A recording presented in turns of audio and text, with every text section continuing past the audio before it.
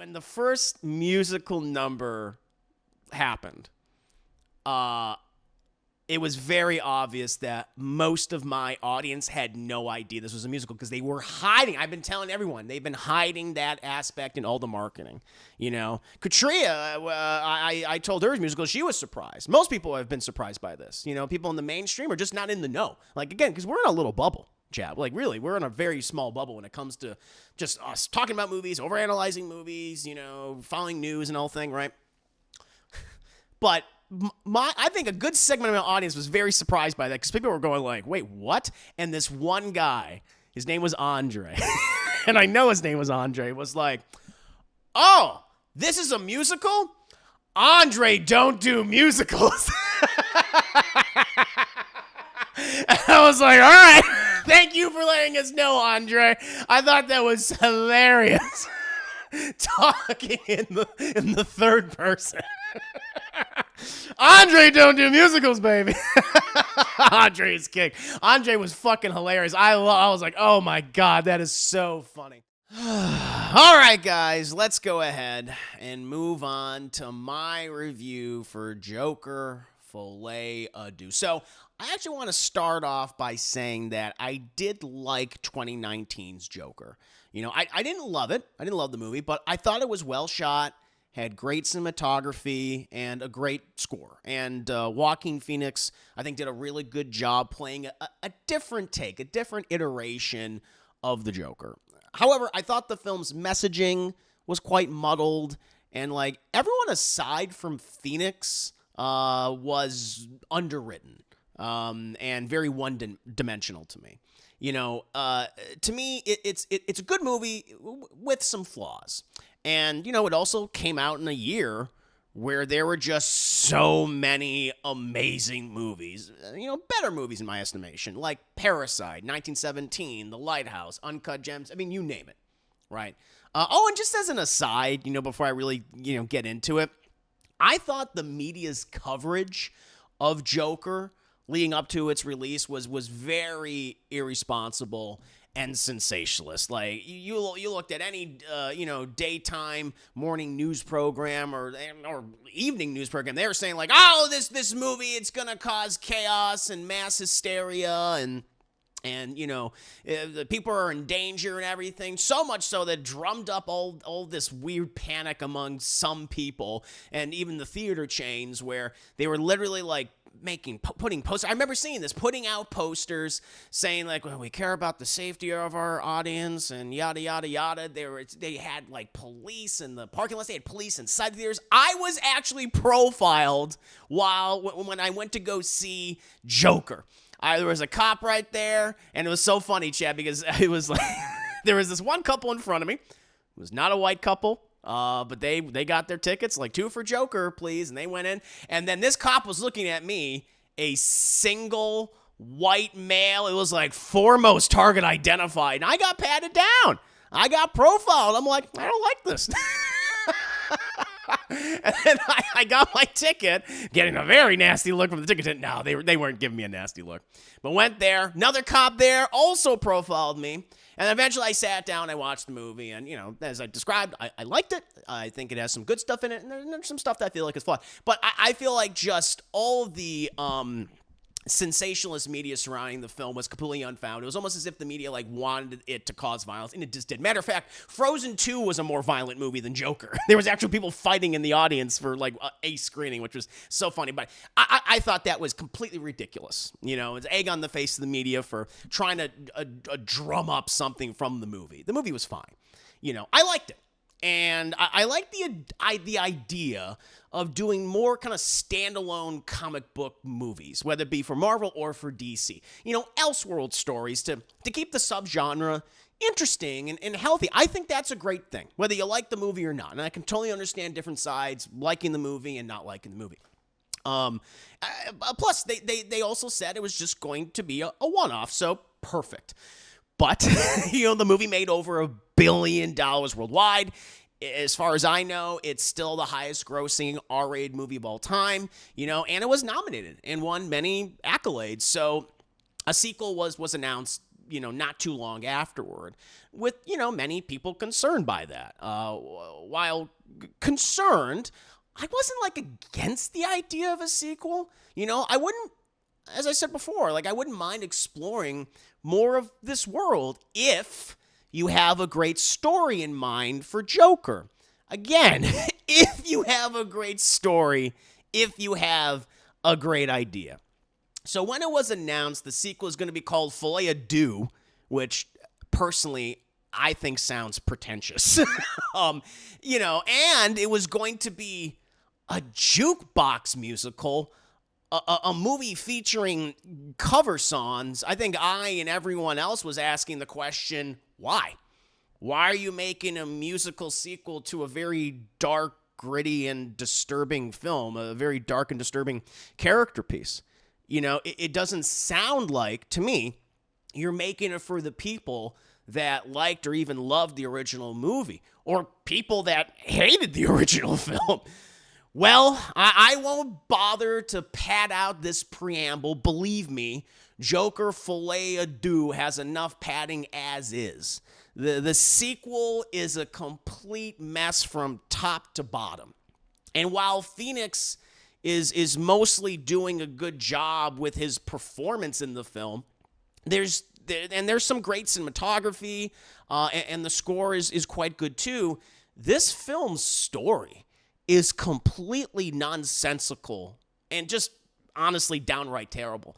All of the musical numbers are distracting and unnecessary. And it has one of the worst third acts to a movie that I've seen this year. It's up there with Megalopolis, in my opinion. Joker Folie Deux, or Joker Omelette du Fromage, as I will call it from now on, it stinks. It stinks to high heaven. Oh, and worst of all, it chooses to ignore, retcon, and in my opinion, just gleefully negate many aspects of the original film, thus making the original movie worse in context, which is one of the worst things you can do with a sequel. It undercuts what happens in the original movie. But I'm getting ahead of myself. For those that need to know, the film takes place a couple of years after the original, and Arthur Fleck is on trial for murders he committed. And he's currently imprisoned at, Arkham Asylum. At the same time, he comes to meet a woman named Lee, who is seemingly infatuated with him, and, hijinks and dancing and musical numbers ensue. One of the things that I absolutely hate, that I absolutely despise about the worst sequels is when they take a character all the way back to where they originally started, seemingly forgetting all of their characterization, their development, the basic things that inform them from the last movie. That's one of the most frustrating aspects of this movie. Arthur Fleck is not Joker from the get-go. One would assume he would be, since that's what it led up to at the end of the film. He became the Joker. He became a Joker, right? And that's what I thought like he was going to be at the end of Joker 1, which they pretty much just negate the entire ending of that movie. No, he's just Arthur Fleck again. And the film spends most of its time relegating the same stuff that we already know from the first. It just happens to be in a different environment. In this case, Arkham Asylum, and then in a courtroom. It's the same stuff we've seen again, which makes it just dull and boring. But the extra padding comes in with the musical numbers. And all the songs and all the dancing are just unnecessary and distracting. None of them serve the story or the characters.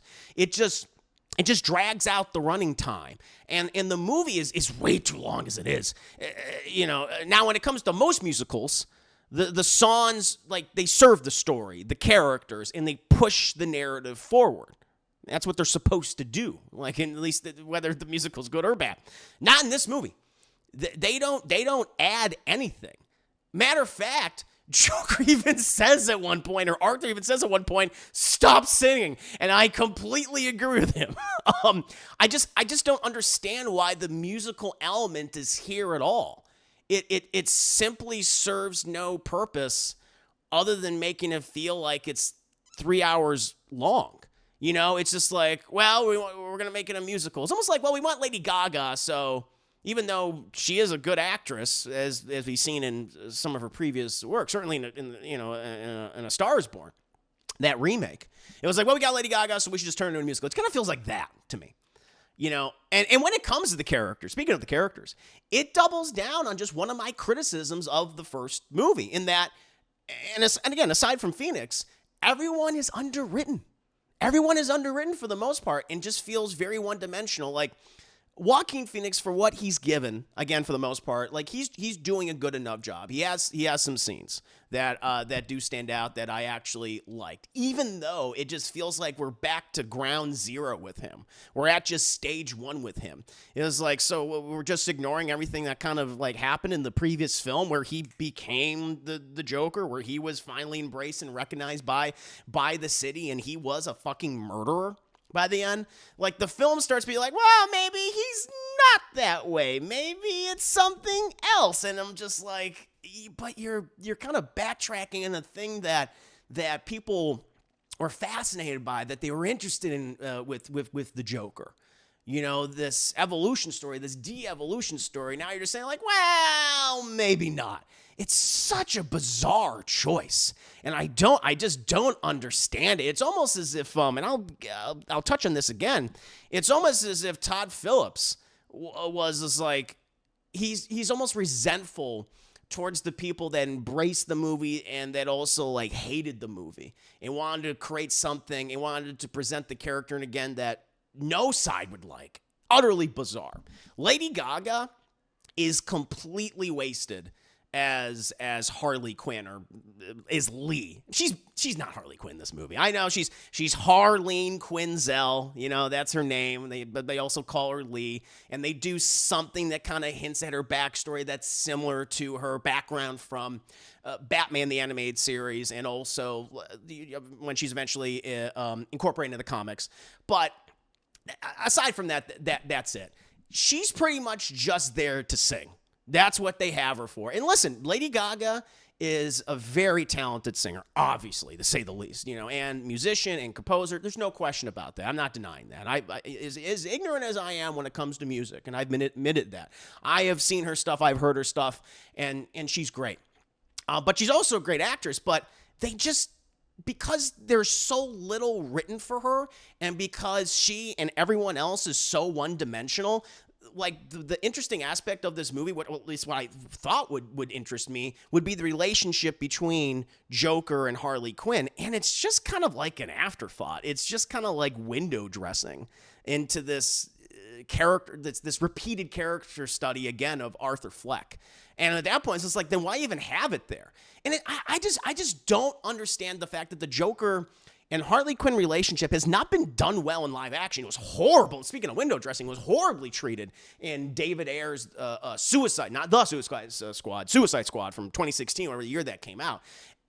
It's like the Mad Love story by Bruce Timm and Paul Dini, whether in the actual episode from season 3 of Batman the Animated Series or their comic version, it's just like it's right there. The template's right there. It's beautiful. It's tragic. It's this exploration of this individual, this man manipulating this woman and destroying her life, but she's so obsessed with him. It's like that's a good movie.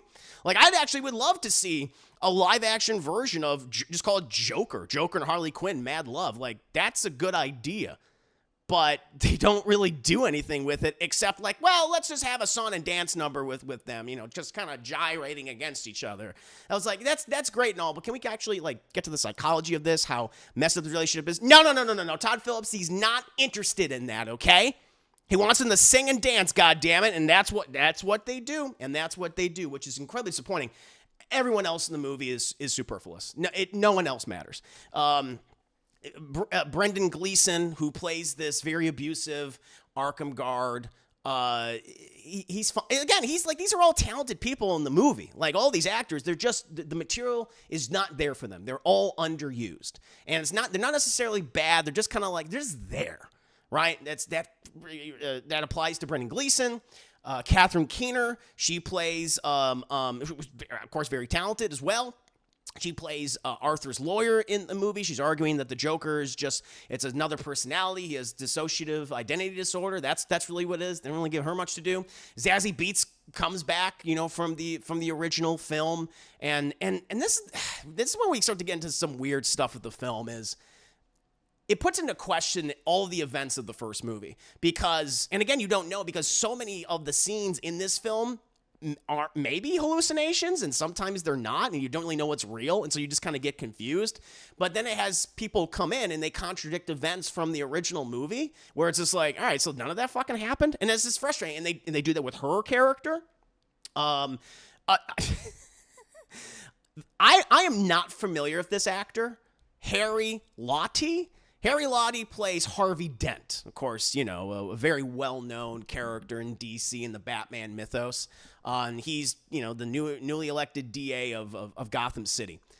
No offense to the actor, but he looks like 2 5-year-olds stacked on top of each other and wearing a trench coat. He just looks like a baby. Like, combined, those kids, he looks like he's about 14 or 16 years old. Woefully miscast. Like, every time he came up, I'm like, who let this child come in here and examine and cross-examine the Joker? It was so weird. I was like, we got a little baby, we got toddler Two-Face. Toddler Two-Faces in the courthouse. I was like, this is not working at all. And it's cool that they're like, oh, it's like the idea of it, like, yeah, Harvey Dent would be involved, the prosecute Joker. They're like, that's interesting. It represents, Gotham or New York, whatever. New Jersey, wherever the fuck they are. But he's just like, it just doesn't work. It doesn't work. And they didn't really get much for him to do either. You know who actually does do a good job? And it came from someone that I was like, oh, because they bring back a lot of the original characters from the first movie, those that are not everyone, but some of them. And one of those characters they brought back, one of the actors they brought back, who I think actually did a really good job. He has a very good scene in the movie. And that's actor Leigh Gill, who plays the character of Gary. I think he has like a sad name, like Gary Puddles or something. I was like, God damn. And he was the little person. He was the dwarf actor. He was the one that Arthur, the Joker, said, you're the only one that was nice to me, you can go. Like, he survived. And it's actually a really good scene from the original movie. It's like pretty good. It's pretty intense. He comes back and he has one of the best scenes in the film. And he has a great interaction with Arthur in the movie as well. And I wanted to give him a shout out because he deserves it. I just didn't know he was going to be in the movie, and what they actually ended up doing with him, I thought worked and was pretty cool. Outside of that, everyone else is wasted. Everyone is wasted, especially, I keep emphasizing this. People who are excited about Lady Gaga, do not be. Lower those expectations. They should be underground. They are in the goddamn ground, 6 feet deep. They're subterranean at this point, okay? She's completely wasted, other than, like, get a song in there. Let's just get her sing. Who cares about her acting ability? And this also sucks for her, too, because I know she's a good actor. But she's been picking all these fucking projects that don't showcase her ability as an actor. It's very, very weird and bizarre.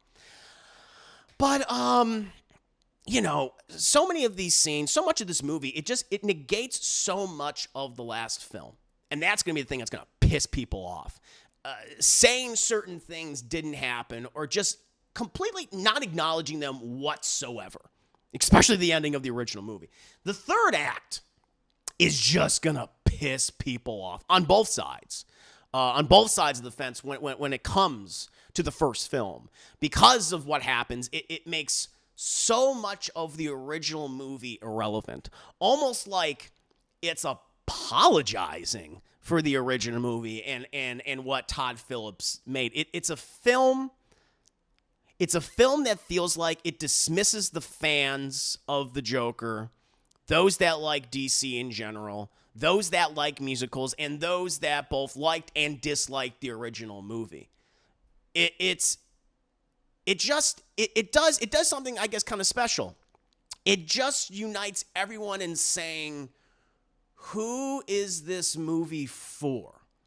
Who is this movie for, Todd? you know? And I have an answer. I think it's for no one. It's just an occasionally pretty movie with nothing to say and with little to entertain with. And I guess we just didn't get it. The joke's on us, chat. We just didn't get it. But yeah, wow. I mean, I had a lot of misgivings going into this film, believe me.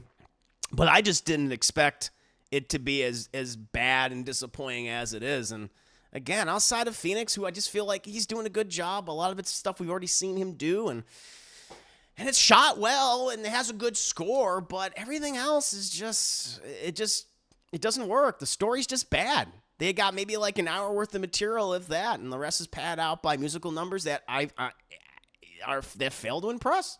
That really fail to impress. And with a third ending, that's going to stick in a lot of people's craw. And again, asking why? Why did you do this? Why did you? And it's the worst kind of sequel. It's the worst kind of sequel where it actively negates things from the original film. It demystifies things. That's I've always said. Like for example, some prequel sequels that I despise are Ridley Scott's Prometheus and Alien Covenant, right? Because he made the choice in those movies to explain the origins of the alien, where they came, and that was a huge fucking mistake, because then it takes away so much away from the original, like, great films from Aliens. And he fucking does it again in I'm going on the side. He does it again in Alien Romulus with his notes in that black goo. It's like Todd Phillips is like, that's a great idea, Ridley Scott. I'm going to do that for this movie. Except instead of black goo, it's musical numbers as one of the many things in his repertoire to distract people and to just take away from the film in general. It's a disappointment. It's a big disappointment. I don't know why Warner Brothers went in this direction. That's the other thing, allowed him to go in this direction. I think they just gave him carte blanche. I mean, what it is, it's usually the simplest answer. It's the simplest answer. The last movie was a huge commercial success. They did not expect to make $1 billion, did not expect it to be the highest grossing rated R film of all time. That's what happened. And they were like, we got to do another film. Todd Phillips, I don't know if he wanted to do another film. Maybe not. I don't like the idea of this is always presented to me, and I've never liked this. He makes a bad movie on purpose. I don't fucking like that. I don't like that excuse. I just don't think that's true. Has it happened a couple times? Sure, I'm sure it's happened, but not for this. I don't believe that. That they set out to make a bad movie. It's just a lot of bad ideas, and big swings that were just not well thought out whatsoever. And that's what happened. They're like, well, he made us $1 billion. It's the highest grossing R-rated film of all time. Just let him do what he wants to do. Leave him alone. And I think that's what happened. And if they wanted to make a film, if they wanted to make a sequel, which again, I'm not against that. In hindsight, obviously they should not have. But if they couldn't read the writing on the wall, then they should have got a different filmmaker in to do a sequel, to do a different idea. Because there definitely is a way they could have done it. It's just they just went about it in the weirdest way, the most baffling way possible, and it just resulted in my opinion, a very, very disappointing mess of a movie that's only occasionally punctuated by some good moments, some interesting moments. Most of them from Phoenix and the cinematography and the score. But yeah. Disappointing movie, chat. What about you guys? What did you think of Joker, Folie Doo-Doo, or Omelette du Fromage, a sequel with many mains, many subtitles? What about you, chat? How do you feel about this? 5 minutes later. What is there to demystify? He's fucking crazy. What else there? I guess that's true. Well, I'll tell you what, Deadpool. I'm going to do a spoiler review for this movie.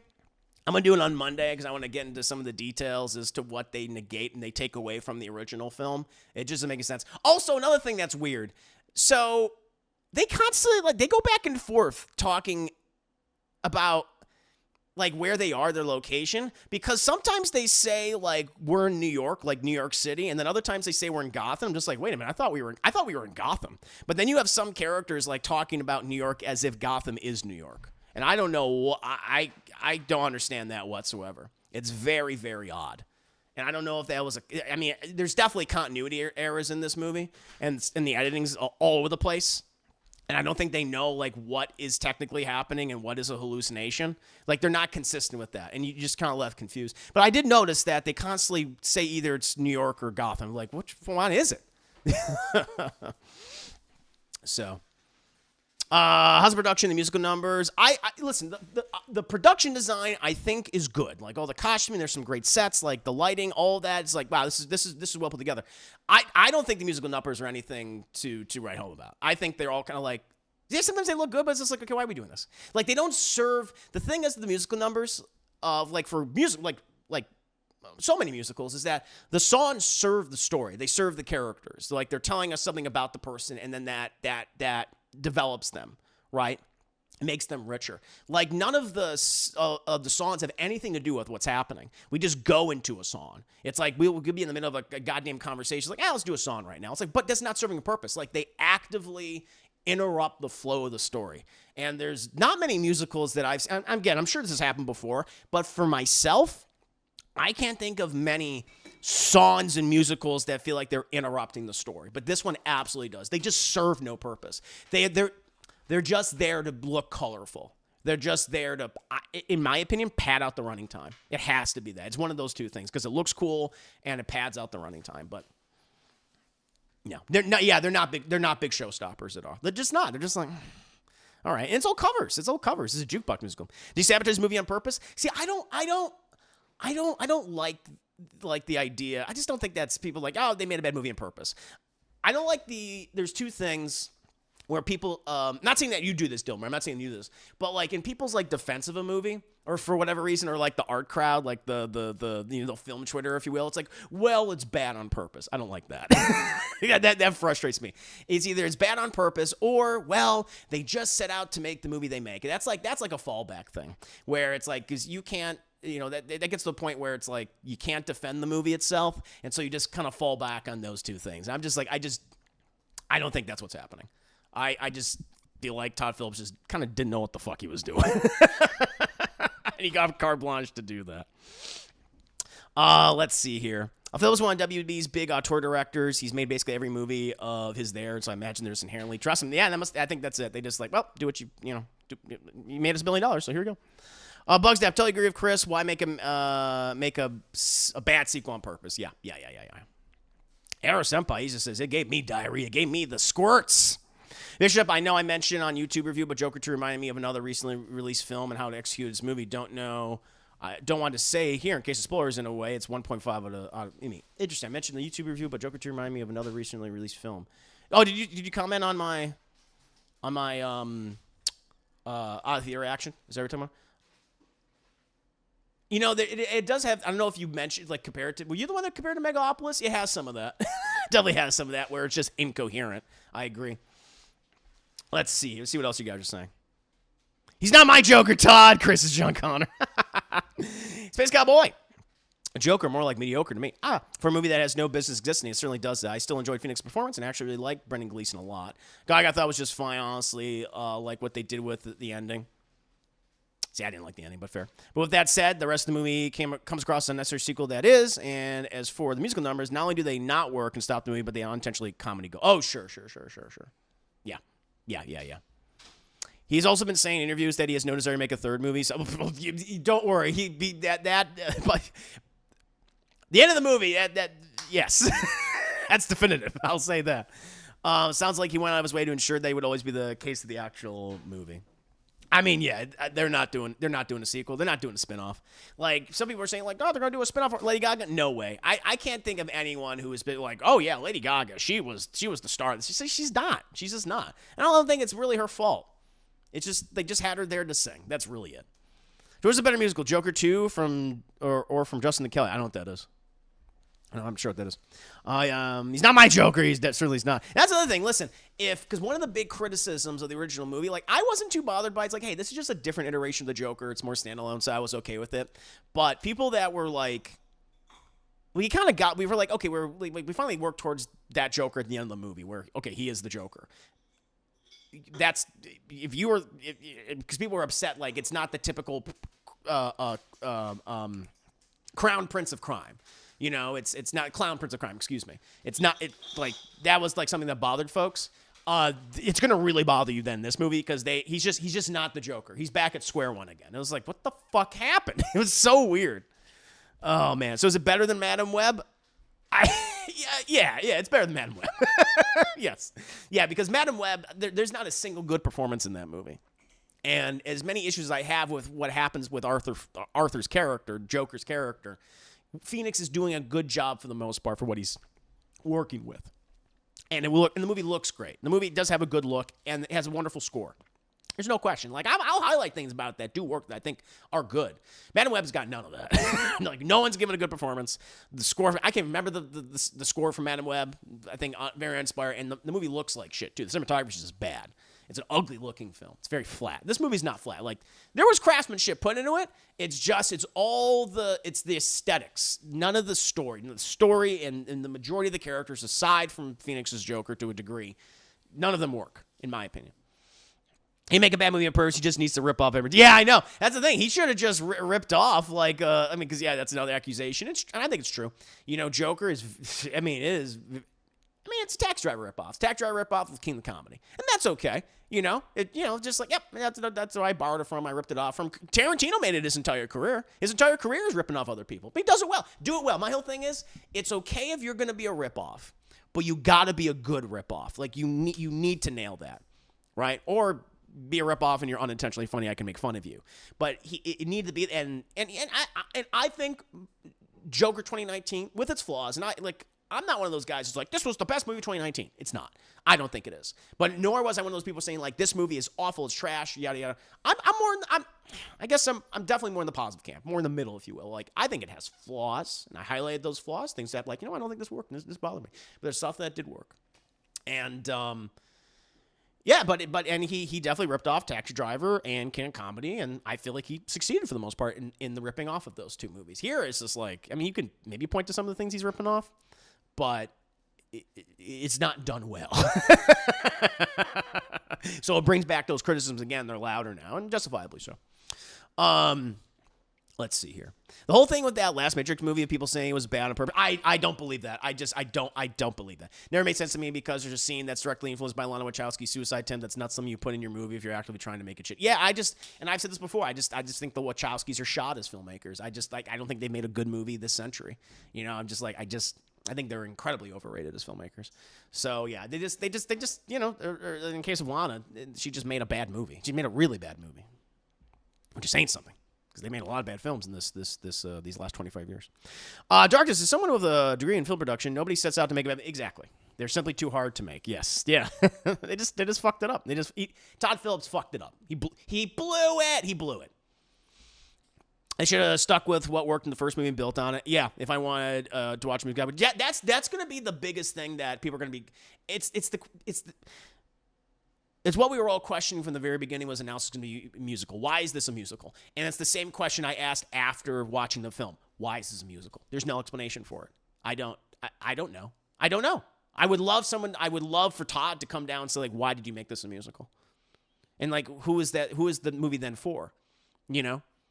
Because I don't think the people that truly love this movie, the people that it was like one of their favorite films of 2019, one of their favorite film that year, it's just like, I don't think you're making it for them. I don't think they're going to respond well to that. And I'm not one of those guys where it's just like, oh, I hate musicals. There's plenty of musicals I really enjoy, you know? But I don't understand. Like, if I was, I don't know, I don't run $1 billion fucking company like Warner Brothers, but I would have asked, if I was David Zaslav, I'd be like, why are you making this a musical? Why should we do that?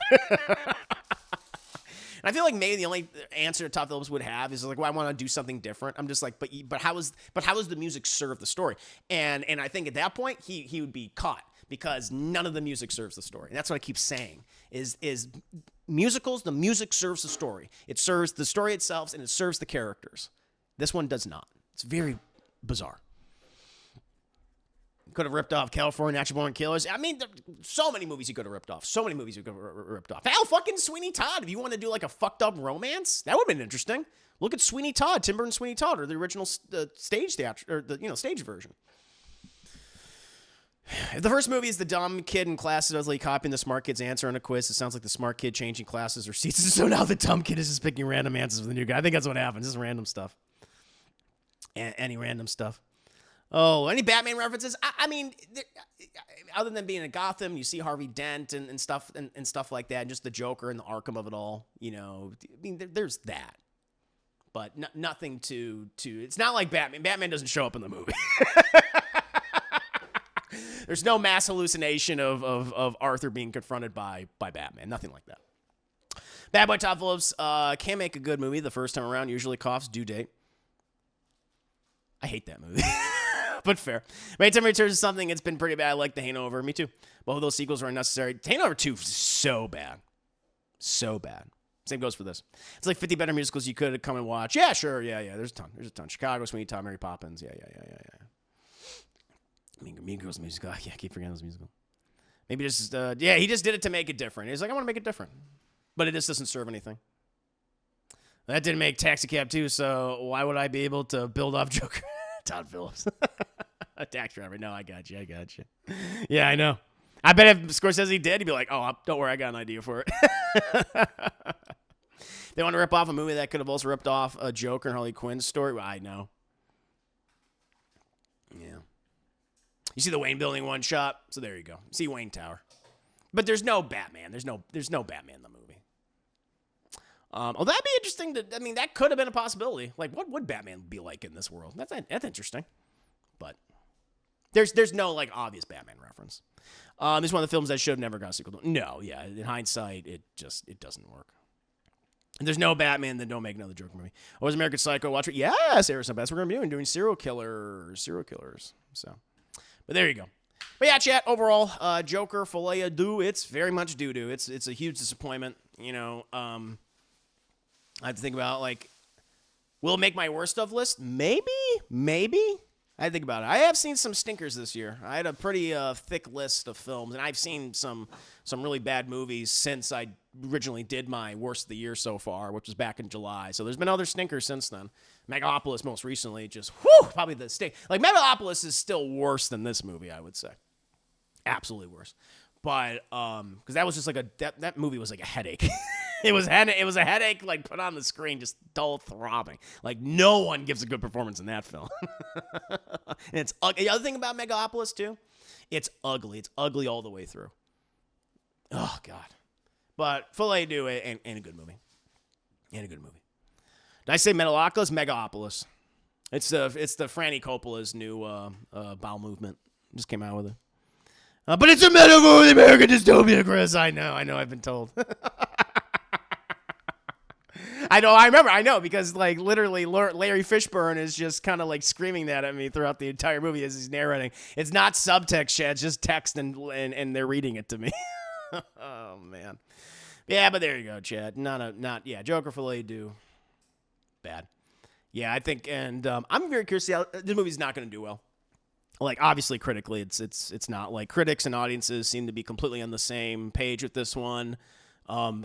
Fans of the original movie, I think, are, like, big fans are going to really hate this. People that hated the first film are going to hate it, too. You know? And like me, where I was like, I really liked it. I think this movie sucks. So, the great filmmaker ever never lived, Larry Fishburne. Yeah, I know, as he said in the trailers. No, this ain't reaching me. I don't think this is going to break even. I don't think this movie's like, I think, like, maybe it'll break even. This movie cost like $200 million, a shit ton. They put a lot into marketing, and they hit that musical stuff. They hit it. I think only since yesterday did they put out any trailer scene that featured one of the musical moments, and it was only yesterday. So they I think they knew that this was not going to be as well received as the original film, and it kind of blew up. And then just like Todd Phillips, the way Todd Phillips is really socially awkward. Like, any interview I've ever seen with him is just like, he's just weird. He's very weird and very standoffish, and just like the whole, like, how he's described this movie, like, is a musical? Well, it's not really a musical. But what do you fucking mean? You mean it's not really a musical? It is a musical. He was just lying. It's very bizarre. He's a weird person. Very, very odd man. But yeah. That's sad because they spent, they had a $200 million budget, which is so crazy. I mean, I get it because, well, the last movie made $1 billion, so we're going to give you more money. That's what just happens with, just directors in general. Like, hey, you have a huge hit. Here's more money for this next project, or, or a film in another franchise. I mean, that's how it works. But Yeah, the only thing I could think of is that they just paid a lot for the licensing for the music, right? Because that's expensive. And I'm guessing Lady Gaga was I mean, Joaquin Phoenix had to have gotten at least $20 million, if not more. Probably got paid more. And Lady Gaga, probably $20 million. Fucking waste. I was like, oh my God, such a waste, if not more. So, yeah. So it went to the two of them, and then it went to all the licensing for the music. That's the only thing I can think of. I mean, it's a very beautiful looking movie. It doesn't exactly have a lot of locations, so had to be that. Where they literally filmed in New York like every single day throughout the entire production. Tried for $50 million. So that's like what, about half of what the first one did? Because wouldn't the first one do like 90 plus, like 100 or something like that, or just under 100? It's gonna fall off like a motherfucker next week. Whatever else is coming out will probably be number one. It's just not gonna. It's a metaphor for the American healthcare dystopia, Chris. I know. So, yeah, it's not good. Not good. Wasn't the movie a delay from last year because of the strike? I have no idea actually. Maybe. Yeah. But yeah, pretty bad, chat. Pretty bad. A few moments later. I can't believe I forgot this. Okay, so I did see this in a fairly filled theater. Like, I saw this around, what was it, 11:45? Like, it was an 11:45 a.m. Screening. And it's when the first musical number happened,